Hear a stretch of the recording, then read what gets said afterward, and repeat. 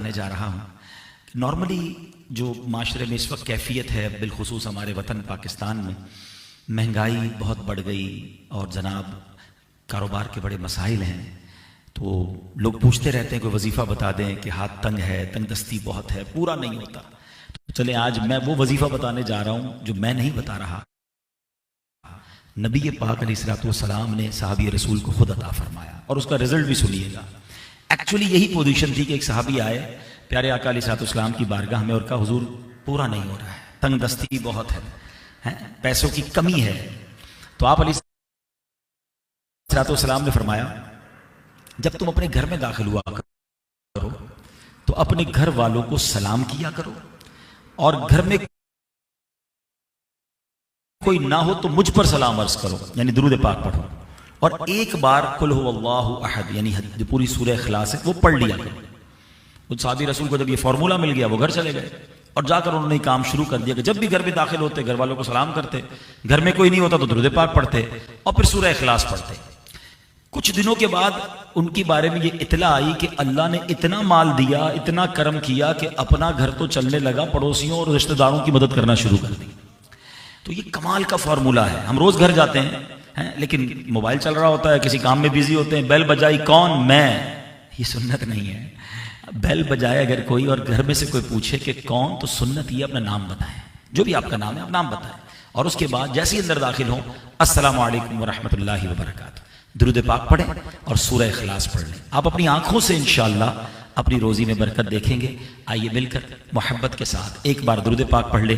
صلو علی الحبیب صلی اللہ تعالی علی محمد صلی اللہ علیہ وسلم. یہاں میں چونکہ مجھے لائیو دنیا بھر میں سنا جا رہا ہے تو میں چاہوں گا کہ جو ویورز ہیں وہ بھی اور جو یہاں موجود اسلامی بھائی ہیں، آج میرا مختصر جو بیان ہے بہت غور سے سنیے گا، کیونکہ آج میں نے آپ کو قرآن و حدیث کی روشنی میں انشاءاللہ کاروبار میں، رزق میں برکت کے طریقے اور کن چیزوں سے رزق کم ہو جاتا ہے، پرابلمز آتی ہیں، وہ میں نے کچھ تھوڑی دیر میں آپ کو بیان کرنا ہے.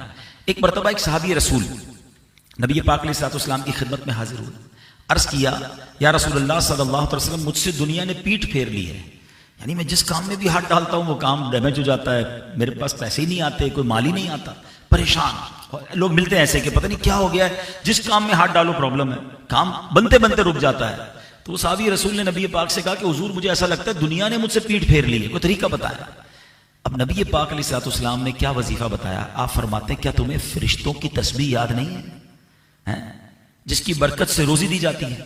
پھر خود نبی پاک نے ارشاد فرمایا کہ طلوع فجر کے ساتھ 100 بار کہا کرو سبحان اللہ و بحمدہ سبحان اللہ العظیم استغفر اللہ.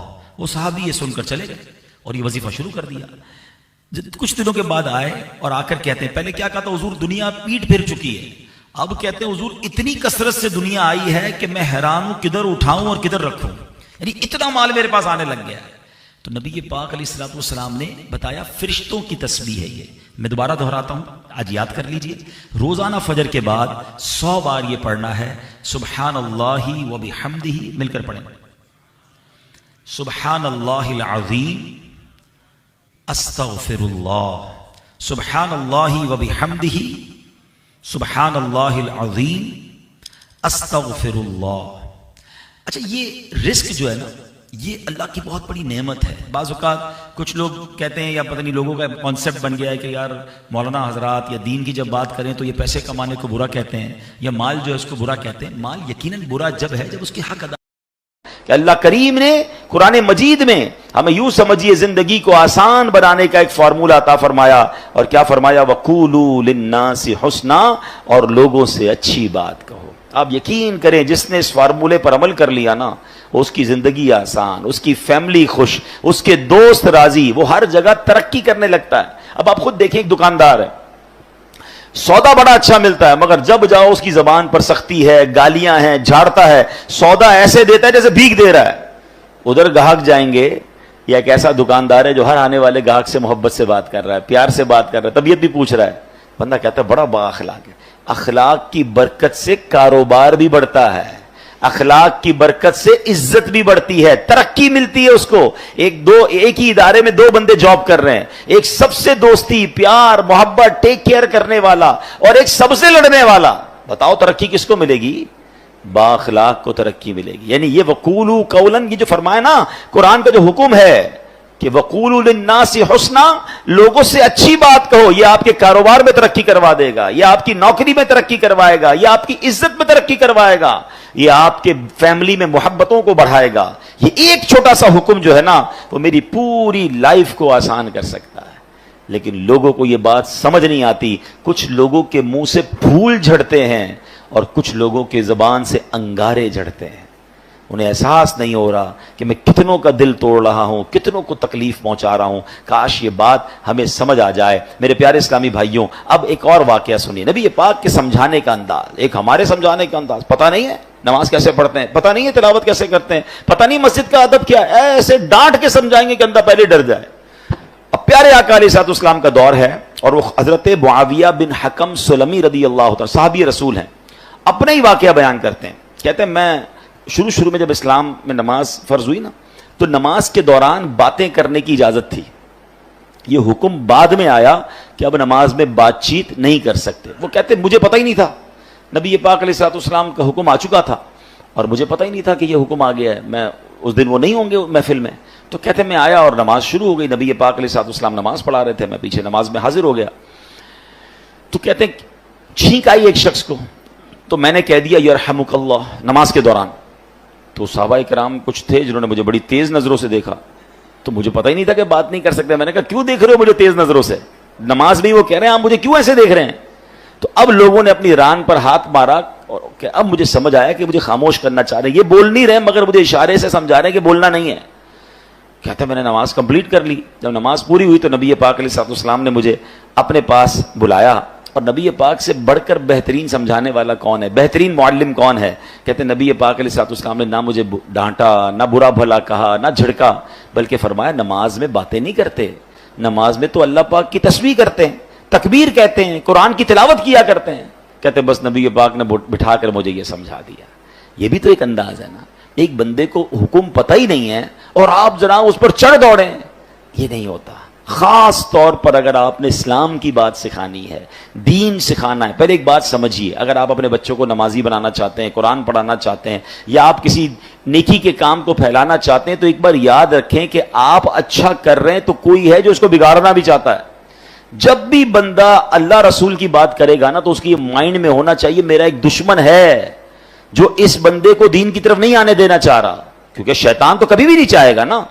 یعنی آپ سارے ماشاءاللہ جو مسجد میں آئے ہیں نا تو ایک طاقت تھی جو آپ کو روکتی رہی اور آپ اس کو یوں سمجھے چیرتے ہوئے آ گئے مسجد میں. ماشاءاللہ ایمان مضبوط تھا. لیکن ایسا کئی لوگوں کے ساتھ ہوتا ہے جو گھر سے نکلتے ہیں مسجد کے لیے، شیطان پہنچنے نہیں دیتا، یار اگلی بار جائیں گے، آج گرمی بڑی ہے، چلو یار آج رہنے دو. گھر سے نکلا تھا حالانکہ نماز کے لیے، مگر شیطان نے بدل دیا. تو آلویز جو دین کا داعی ہے اسے یہ سوچنا ہوگا، جو کسی کی اصلاح کرنا چاہتا ہے اس کو یہ سوچنا ہوگا کہ میں اصلاح کرنا چاہتا ہوں، شیطان دور کرنا چاہتا ہے. ہم دونوں کی لڑائی چل رہی ہے. ذرا سی میں نے سختی کی تو یہ بندہ شیطان کی مان کے دور چلا جائے گا. نرمی، پیار، محبت اتنا دو کہ وہ شیطان کی نہ مانے، آپ کی بات مانے اور اللہ رسول کی طرف آ جائے. لیکن اگر سمجھانے والا ہی سخت ہو گیا ہے، سمجھانے والا ہی ڈانٹنے والا ہو گیا تو پھر تو بہت آسانی سے شیطان دور لے کے چلا جائے گا. تو یہ بہت ضروری ہے ان تمام لوگوں کے لیے جو ٹیچرز ہیں، جو والد ہیں، جو تنظیم کے بڑے ہیں، جو کسی کمیونٹی کے بڑے ہیں، کسی خاندان کے بڑے ہیں. اگر آپ کو اللہ نے مقام دیا اور آپ لوگوں کو کچھ گائیڈ کرنا چاہتے ہیں، you have to be soft, نرم، شفقت. آپ کی زبان سے پھول جھڑنے چاہیے کیونکہ آپ کا مقابلہ شیطان سے ہے. وہ چاہتا یہی آپ بد اخلاقی کریں، میں لوگوں کو لے جاؤں، اور ایسا ہوتا ہے. کئی بدقسمتی سے دین کی بات کرنے والے بھی اتنے سخت ہوتے ہیں کہ لوگ پھر دین سے دور ہو جاتے ہیں. ایسا مت کیجیے، خدا کے واسطے ایسا مت. شیطان کھینچ رہا ہے اور یہ بندہ آپ کی بات سننے آ گیا ہے. اب تو پیار سے بات کیجیے، اب تو مسکرا کر بات کیجیے، اب تو نرمی کی بات کیجیے. تو انشاءاللہ اگر اس بات پر عمل کریں گے تو اللہ نے چاہا زندگی میں بڑی ترقیاں اور بڑی کامیابیاں ملیں گی. اعلیٰ حضرت امام اہل سنت فرماتے ہیں اعمال میں ہدایت نرمی سے چاہیے کہ سختی سے ضد نہ بڑھے. اللہ کرے یہ بات ہمیں سمجھ آ جائے. اچھا بالکل اسی طرح کسی کو سمجھانا ہے، اس میں بھی بڑی غلطی ہوتی ہے. سب کے سامنے لوگ سمجھاتے ہیں، یہ میرا بیٹا جو ہے نا، اچھا رشتہ دار آئے ہیں گھر پہ، مہمان آئے ہیں، اور ان کے سامنے کہہ رہے ہیں یہ بیٹا میری بات مانتا نہیں ہے, بہت تنگ کرتا ہے, ذرا آپ بھی اسے سمجھا دیں. کیا اب وہ سمجھے گا آپ کی بات؟ سب کے سامنے آپ نے ذلیل کر دیا. بلکہ ہمارے ساتھ بھی ہوتا ہے کہ کسی بزرگ, کسی عالم دین کے پاس اپنے بیٹے کو لے کر لائن میں لگ کر آتے ہیں اور کہتے ہیں میرا بیٹا بڑا شرارتی ہے, مجھے بہت تنگ کرتا ہے, آپ ذرا اس کو سمجھا دیں. آپ سوچیں, آپ نے اس بیٹے کو اس دیندار آدمی کے سامنے ذلیل کر دیا, وہ کیسے اپنے باپ سے محبت کرے گا؟ ہونا کیا چاہیے تھا, والد آ کر کہتا میرا بڑا پیارا بیٹا, حضرت اس کے لیے دعا کر دیں. یہ بھی تو ہو سکتا ہے, دعا ہی کروانی تھی, اس کی برائی کرنا ضروری ہے سب کے سامنے. اور ہو سکتا ہے آپ کا یہ جملہ بیٹے کے دل میں آپ کے لیے نرمی ڈال دے کہ یار میں ابو کو اتنا تنگ کرتا ہوں, ابو پھر بھی جا کے ایک عالم دین کے پاس, ایک بزرگ کے پاس جا کر کیا کہہ رہے ہیں کہ میرے بیٹے کے لیے دعا کر دیں, میرا پیارا بیٹا ہے. کتنا یہ تو طریقہ ہوتا ہے دل میں محبت ڈالنے کا. ہم خود ہی اپنے بچوں, اپنے چھوٹوں سے اپنے دل میں محبت دور کر رہے ہوتے ہیں. اچھا, پھر اسی طرح ایک اور کہانی کیا ہو کر آج کل لوگ ہو گئے ہیں, سوشل میڈیا پہ سمجھانا ہے. اب مجھے ایک بات بتائیں, آپ نے کسی ایک بندے کو سمجھانا ہے, اس کو ویڈیو پہ سمجھائیں گے آپ؟ اب ویڈیو پہ آپ سمجھا رہے ہیں تو شیطان ہو سکتا ہے اس کو ضد ہو جائے. اچھا, آپ نے اس کو سمجھایا یا اس کی کوئی برائی بتائی اور اس نے وہ برائی ختم کر بھی لی, تو یہ ہزاروں لاکھوں لوگوں کو آپ نے اس کی برائی بتائی, اس کا عذاب کس پر ہے, اس کا گناہ کس پر؟ یہ کون سا طریقہ ہے کہ آپ کو کسی فرد سے پرابلم ہے اور آپ اس کو سوشل میڈیا پہ سمجھا رہے ہیں, ویڈیو کے ذریعے سمجھا رہے ہیں؟ یہ تو عجیب ہوگا, یہ دشمنی بڑھانے والی بات ہے, یہ شیطان کو خوش کرنے والی بات ہے. اللہ کرے کہ یہ لوگوں کو بات سمجھ آ جائے کہ ایک جملہ یاد کر لیں, جس نے کسی کو سب کے سامنے سمجھایا اس نے اس کو ذلیل کیا, اور جس نے کسی کو اکیلے میں سمجھایا اس نے اس کو زینت بخشی. ہاں, اگر پیار ہے نا کسی سے, سمجھانا ہے تو اکیلے میں. حضرت آپ نے پرچی لکھ دیں, میسج کر دیں کہ یہ آپ کے بیان میں پرابلم تھا, یہ آپ کے انداز میں پرابلم تھا, یا کوئی بھی آپ کی فیملی کا ایشو ہے, آپ کے دوستوں میں ایشو ہے, ذرا اکیلے میں آپ سے بات کرنی ہے پیار سے. اچھا, اس میں بھی ایک انداز اختیار کیا جا سکتا ہے کہ آپ نے اس دن جو یہ بات کہی تھی, شاید ہو سکتا ہے میرے سننے میں غلطی ہوئی ہو, اگر ایسا کہا تھا تو ایسا نہیں کہنا چاہیے, پیارے بھائی ناراض مت ہوئی ہوگا. یہ بھی تو ایک انداز ہے نا, آپ اصل سمجھانا چاہتے ہیں, اور اگر آپ لڑنا چاہتے ہیں, ذلیل کرنا چاہتے ہیں, تو پھر اپنے دل سے پوچھئے, اس سے سلو نہیں ہوتی ہے. قرآن کا حکم یاد رکھیے گا کہ لوگوں سے اچھی بات کہو. اب آخری بات بڑی کمال کی بات ہے, اگر آپ یہ سمجھ جائیں نا تو میں سمجھتا ہوں اس پورے بیان کا جو عطر ہے وہ اس گفتگو میں ہے.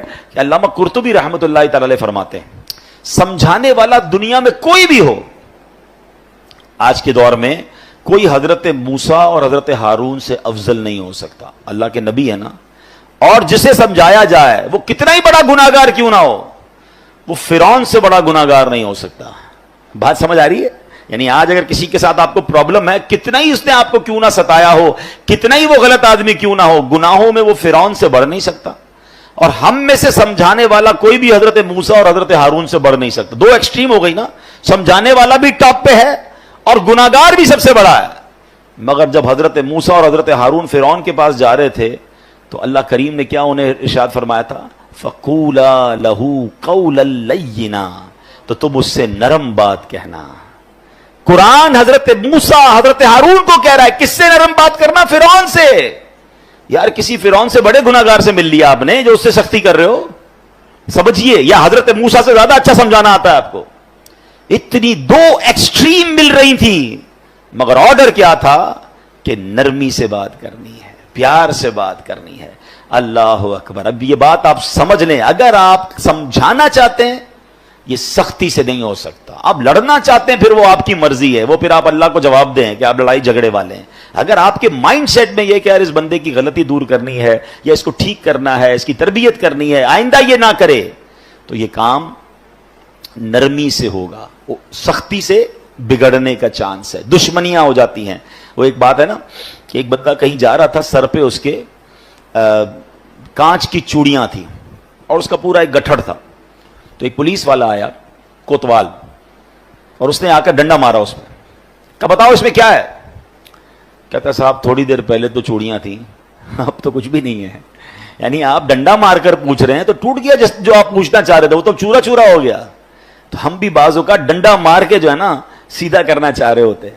کہتے ہیں نا پہلے ہی مٹکے میں سوراخ کر دو, اب جتنا پانی ڈالنا ہے تو پانی نے لیک ہی ہو جانا ہے, پانی بھرنا نہیں ہے. اب آپ ڈالے جائیں پانی, اب آپ سمجھاتے جائیں. پہلے تو سوراخ کر دیا آپ نے, کسی کو گالی دے کر, ڈانٹ کر, ذلیل کر کر اب بٹھا کے سمجھا رہے ہیں. آپ اس کے مٹکے میں سوراخ کر چکے ہیں, اب ڈالے جائیں, وہ نکل رہا ہے, جو بھی ڈال رہے ہیں وہ نکل رہا ہے. تو کاش یہ بات سمجھ آ جائے کہ ہے فلاح و کامرانی نرمیوں آسانی میں، ہر بنا کام بگڑ جاتا ہے نادانی میں۔ صدقہ خیرات کی بات ہم بہت ساری کرتے ہیں، ٹھیک ہے، آج آپ کو ایک کمال کا صدقہ بتاتا ہوں، 1 روپیہ بھی خرچ نہیں ہوگا۔ غریب لوگ ذرا غور سے سن لیں، امیر بھی سنیں، کیونکہ امیر بھی کون سا روز خرچ کرتے ہیں، ٹھیک ہے نا، یہ بغیر خرچے کا صدقہ ہے۔ اللہ کے حبیب علیہ الصلوۃ والسلام فرماتے ہیں اچھی بات صدقہ ہے، ہائے ہائے، یعنی صرف مال سے صدقہ نہیں ہوتا، بلکہ ہر معمولی چھوٹی سے چھوٹی نیکی بھی اگر اخلاص کے ساتھ کی جائے تو اس پر صدقے کا ثواب ملتا ہے، حتیٰ کہ مسلمان بھائی سے میٹھی اور نرم باتیں کرنا بھی صدقہ ہے۔ تو یہ صدقہ تو روز کیا کرے نا بھائی، بغیر پیسے خرچ کیے ثواب مل ہی جائے گا، میٹر چل رہا ہے۔ اور اب میں آخری جملہ کہہ کر اپنی بات کو ختم کرتا ہوں۔ جو عاشقان رسول ہیں، جو نبی پاک سے محبت کرتے ہیں، اس میں اس حدیث میں ان کے لیے ڈر بھی ہے اور ان کے لیے خوشخبری بھی ہے۔ اللہ کے رسول علیہ الصلوۃ والسلام فرماتے ہیں کہ بے شک تم میں سے مجھے سب سے زیادہ پیارے، سنو آقا فرمانے تم میں سے سب سے زیادہ پیارے اور قیامت کے دن میرے نزدیک ترین وہ لوگ ہوں گے۔ اب مجھے بتائیں، میں آگے بندہ نہ بتاؤں کون ہے، انعام کیسا ہے؟ قیامت میں آقا کے سب سے قریب اور نبی پاک فرمائے میرے لیے سب سے زیادہ پیارے۔ سچی بات یہ میں اگلی جملہ نہ بھی کہوں نا تو ہم سب نے یہ سودا کر لینا چاہیے کہ وہ جو بھی کام ہے میں نے کرنا ہے، میری ساری زندگی ایک طرف، اگر میں نبی پاک کا پیارا ہو گیا اور قیامت کے دن پیارے آقا کے سب سے قریب ہو گیا تو پھر یہ کام کیوں نہ کروں؟ اور وہ کام کیا ہے؟ آقا فرماتے وہ ہے جو تم میں سے سب سے زیادہ اچھے اخلاق والے ہیں۔ جو زیادہ اخلاق والا ہے وہ آقا کو زیادہ پیارا ہے۔ اب غور کر لیں میرے اخلاق کیسے ہیں۔ اب اگلا جملہ جو ڈرانے والا ہے، تم میں سے مجھے سب سے زیادہ ناپسند اور قیامت کے دن مجھ سے زیادہ دور وہ لوگ ہوں گے جو برے اخلاق والے ہیں، جو زیادہ باتیں کرنے والے، منہ پھٹ، بانچیں کھول کر اور منہ بھر کر باتیں کرنے والے ہیں، گالیاں دینے والے سوچیں، طنز کرنے والے سوچیں، لوگوں کی عزتیں اچھالنے والے سوچیں۔ اگر نبی پاک ناراض ہو گئے میری بد اخلاقی کی وجہ سے، قیامت کے دن مجھے دور کر دیا گیا میرے آقا سے، تو میں نے کدھر جانا ہے؟ اللہ کرے کہ ہمیں نبی پاک کے اخلاق کا صدقہ نصیب ہو جائے، ہماری زبان سے